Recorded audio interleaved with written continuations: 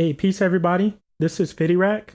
I've kind of been experimenting with the SP-202, so I just want to give a few of my takes, just general impressions, some things I like about it and don't like about it, in case anybody's interested.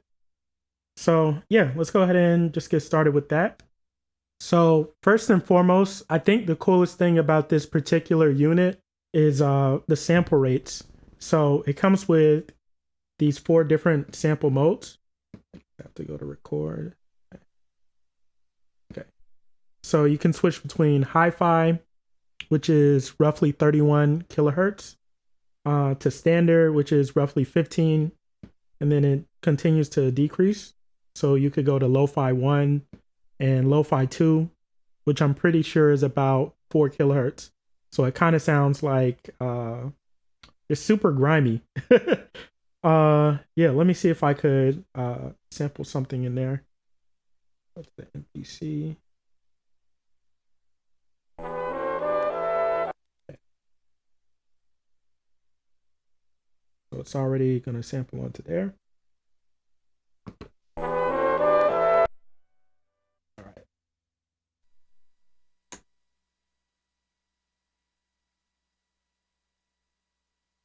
So my unit's pretty old, so this pad right here doesn't like to respond very well.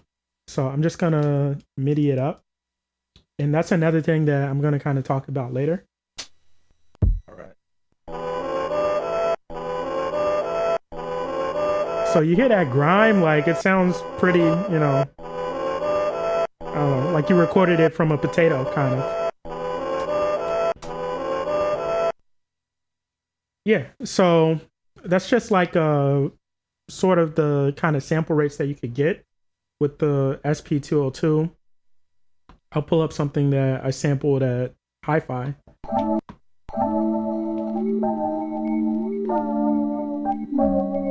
So it sounds a lot better at hi-fi setting.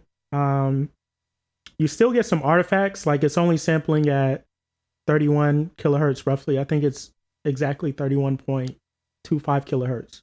So it's not the CD quality that you would get with 44.1 or even higher, like say 48 kilohertz that you would get maybe from a DAW. So it has a nice gritty sound to it that I think adds a lot of color and unique texture to your beats. So yeah, that's one of the best advantages to using this unit.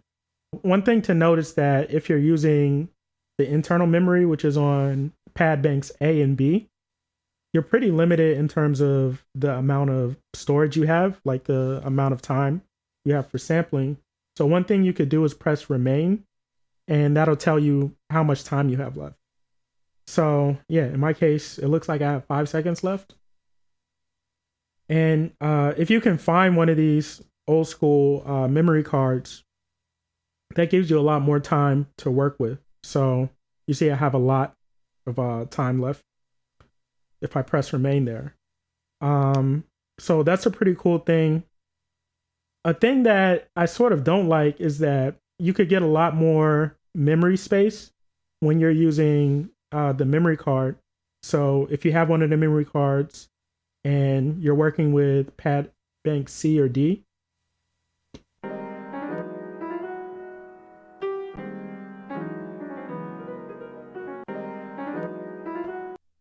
right? So the thing I kind of don't like is that you can't use the effects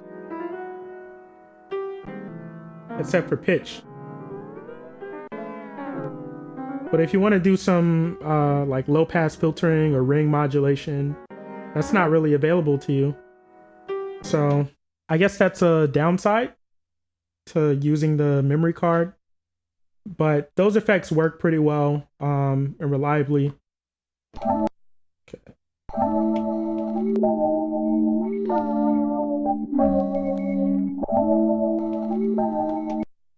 Yeah, so on pad bank A and pad bank B, those effects are A1. They're pretty cool. You can actually use them if you have the external source button enabled.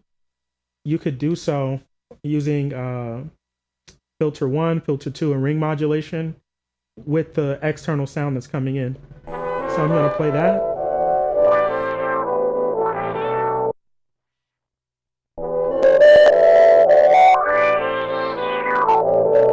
So filter 2 has some resonance on it.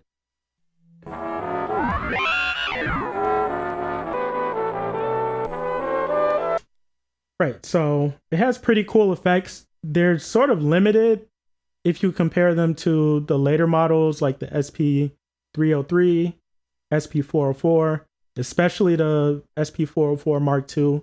Like that's a really versatile unit, but it's still kind of cool to see sort of the genesis of where that kind of workflow started with the SP series.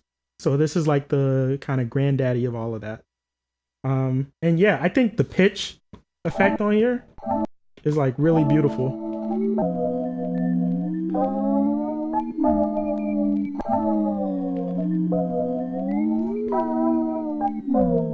So it changes the pitch, but it also changes the BPM. It's basically like if you're running your vinyl record at different RPMs. So, you know, if you go from 45 to 33, it lowers the pitch, but it also lowers the BPM as well. So that's a pretty useful capability that is on this unit. So a thing that is a big limitation with this is that it doesn't have a sequencer, which is why I connected it to the MPC in this case.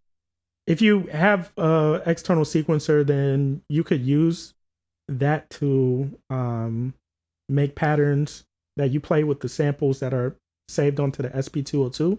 So, you know, if you have an external sequencer, it's cool to use it. In fact, I'll probably show an example of that pretty soon. But just thinking practically, if you have an external sequencer, the chances are that has a sampler on it, and that sampler probably isn't as limited as far as polyphony. So with the SP-202, you have really limited polyphony. And then it gets more limited if you try to use either stereo samples or if you try to use multiple pads that have filters or any of the other effects on them. So, okay, I have that.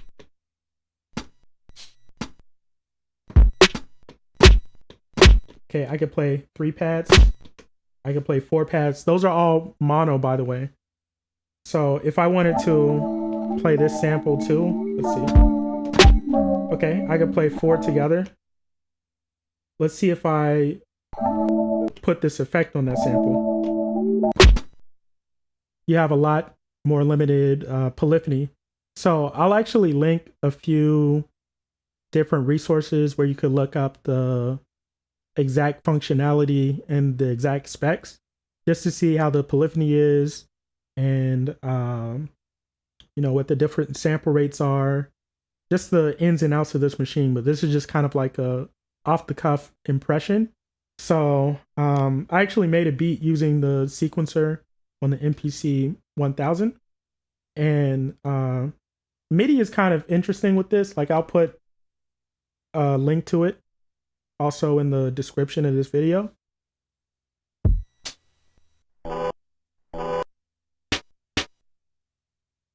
So it's not a one-to-one comparison. Like I think you can change what the notes are on the MPC, but I was having some trouble with that earlier. So if anyone has any advice on how to do so, please let me know.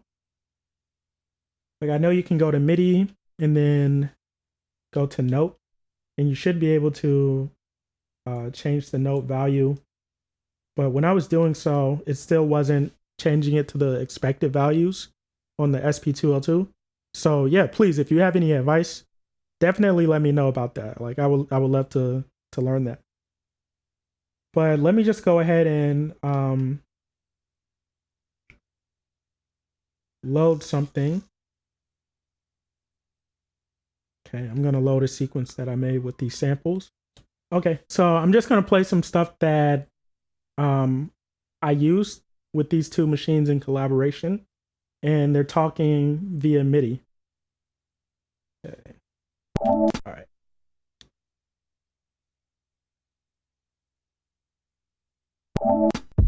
Oh, see, that's what I meant. Like this filter was still enabled, so it was cutting off just based on the polyphony limits, it was cutting off this sample once the second sample came in. So this sample is in stereo, this is in mono. I think using the effect uses another voice, so it's hitting right up on the limits of the polyphony for this unit. So I'm just going to turn that off and go ahead and play the beat.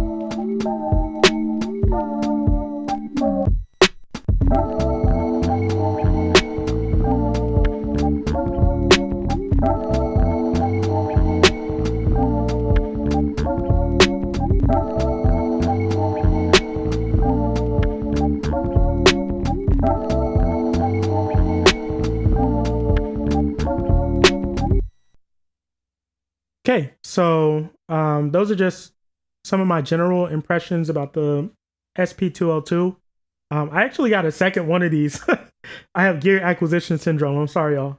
But yeah, I got a second SP-202 just to maybe get around some of those polyphony limits.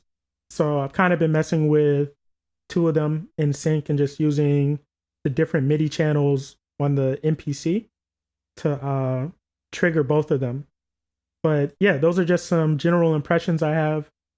I hope this was, interesting or answered some questions. I'm going to put some helpful resources about this unit into the description of this video. So yeah, keep creating, everybody. Keep experimenting, exploring, and let me know what you think. All right, peace.